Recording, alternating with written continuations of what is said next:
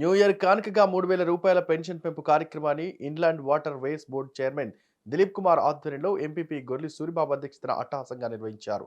ఈ కార్యక్రమానికి ముఖ్య అతిథులుగా మంత్రి గుడివాడ అమర్నాథ్, ఎంపీ సత్యవతి చేతుల మీదుగా జ్యోతి ప్రజ్వలన చేశారు. అనంతరం వైఎస్ఆర్ పెన్షన్ పోస్టుని ఆవిష్కరించారు. ఆపై మంత్రి, ఎంపీ చేతుల మీదుగా లబ్ధిదారులకు 3,000 రూపాయల పెన్షన్ అందజేశారు. ఈ సందర్భంగా మంత్రి అమర్నాథ్ మాట్లాడుతూ, గత ప్రభుత్వంలో పెన్షన్ కోసం పడిగాపులు పడేవారని, తమ ప్రభుత్వంలో సూర్యుడు ఉదయించక ముందే వృద్ధులకు వాలంటీర్లు తలుపు తట్టి ఇంటి వద్దకే పెన్షన్ అందజేస్తున్నారని అన్నారు.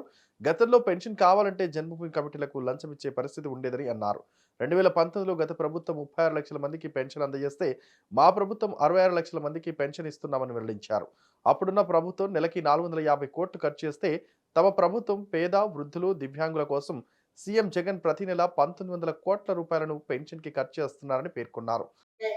ఈ రోజు ఇస్తారా, రేపు ఇస్తారా, ఎల్లుండి ఇస్తారా, 4 రోజులు పోయి ఇస్తారా అనేటువంటి తెలియనటువంటి పరిస్థితుల్లో వృద్ధులు, వితంతువులు, అలాగే ఉన్నటువంటి దివ్యాంగులు మీరందరూ కూడా ఇబ్బంది పడేటువంటి పరిస్థితులు మనం చూసాం.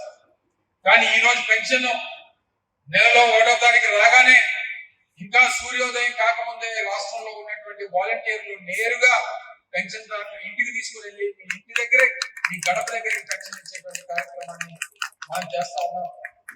మరి ఇంత పెద్ద ఎత్తున మార్పును తీసుకొని వచ్చాం. ఏ ఒక్కరూ ఇబ్బంది పడకూడదు, పెన్షన్ దారులకి నష్టం జరగకూడదు. గతంలో 1000 రూపాయలు పెన్షన్ ఇస్తే 50 రూపాయలు, 100 రూపాయలు అప్పుడు జన్మభూమి కమిటీ వాళ్ళు వారికి లంచం ఇస్తే తప్ప పెన్షన్ ఇచ్చేవారు కాదు.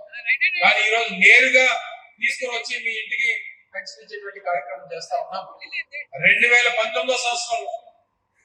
2019 సంవత్సరంలో జూన్ మాసం మనం అధికారంలోకి వచ్చేటువంటి సమయానికి ఈ రాష్ట్రంలో 36 లక్షల పెన్షన్దారులు ఉండేవారు. 36 లక్షల మంది మాత్రమే పెన్షన్ ఇచ్చేవారు. కానీ ఈ రోజు రాష్ట్రంలో 2024 సంవత్సరం వచ్చేసరికి ఈ రాష్ట్రంలో పెన్షన్దారుల సంఖ్య 66 లక్షల మందికి ఈ రోజు రాష్ట్ర ప్రభుత్వం పెన్షన్లు ఇచ్చేటువంటి కార్యక్రమం చేస్తా ఉంది. 100% పెన్షన్లు పెంచేటువంటి కార్యక్రమాలు చేస్తాం. అదే 36 లక్షల మందికి వారు దాదాపు 450 కోట్ల రూపాయలు నెలకి అప్పుడు ఉన్నటువంటి ప్రభుత్వం ఖర్చు పెట్టారు.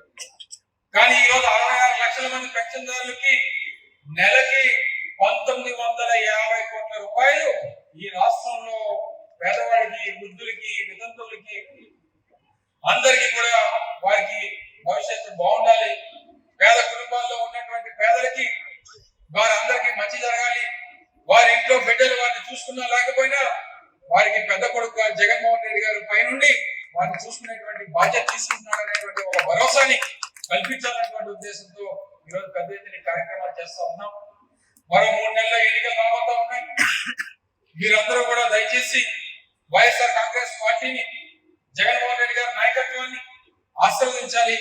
మళ్ళీ ఈ రోజు ఏ రకంగా అయితే కోవిడ్ పరిస్థితులు రాష్ట్ర వ్యాప్తంగా, దేశ వ్యాప్తంగా, ప్రపంచ వ్యాప్తంగా కోవిడ్ పరిస్థితులను ఎదుర్కొనేటువంటి సందర్భంలో ఆర్థికంగా ప్రభుత్వాలు నష్టపోయినప్పటికీ ఈ రాష్ట్రంలో పేదవాడికి ఏ రకంగా నష్టం కలగకూడదు, ఏ ఆపద వచ్చినా ప్రభుత్వం ఉందనేటువంటి భరోసా కల్పించాలనేటువంటి ఉద్దేశంతో పెద్ద ఎత్తున కార్యక్రమాలు చేస్తా ఉన్నాం.